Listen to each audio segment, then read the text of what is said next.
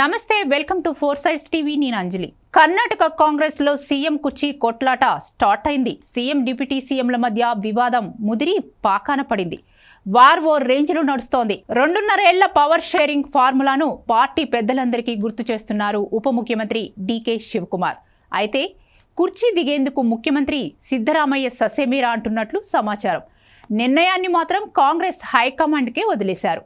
అధిష్టానం ఏ నిర్ణయం తీసుకున్నా కట్టుబడి ఉంటానంటున్నారు. కానీ తెర వెనుక కథ వేరే నడుస్తోంది. డీకే శివకుమార్ కు మద్దతిస్తున్న ఎమ్మెల్యేలు 3 దశల్లో ఢిల్లీకి వెళ్లి కాంగ్రెస్ నాయకత్వంతో సమావేశమై ముఖ్యమంత్రి మార్పుపై చర్చించారు.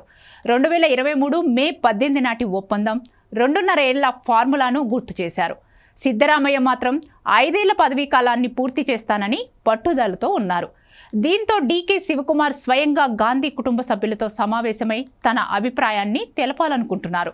పార్టీ అగ్రనేత రాహుల్ గాంధీని కలవలేకపోయిన శివకుమార్ సోనియా గాంధీ అపాయింట్మెంట్ కోరారు. 2023లో కర్ణాటక అసెంబ్లీ ఎన్నికల్లో కాంగ్రెస్ గెలిచి ప్రభుత్వాన్ని ఏర్పాటు చేసినప్పుడే సీఎం పదవి కోసం డీకే శివకుమార్, సిద్ధరామయ్య మధ్య ఘర్షణ జరిగింది.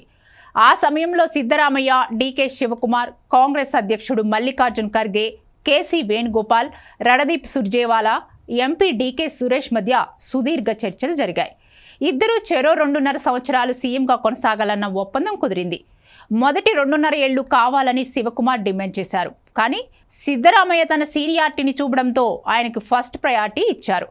మిగిలిన 2.5 సంవత్సరాలు శివకుమార్ సీఎంగా ఉంటారు. ఈ ఫార్ములాకు అందరూ ఓకే చెప్పారు. ఈ నెల 20న సిద్ధరామయ్య 2.5 ఏళ్ల పదవీ కాలం ముగిసింది.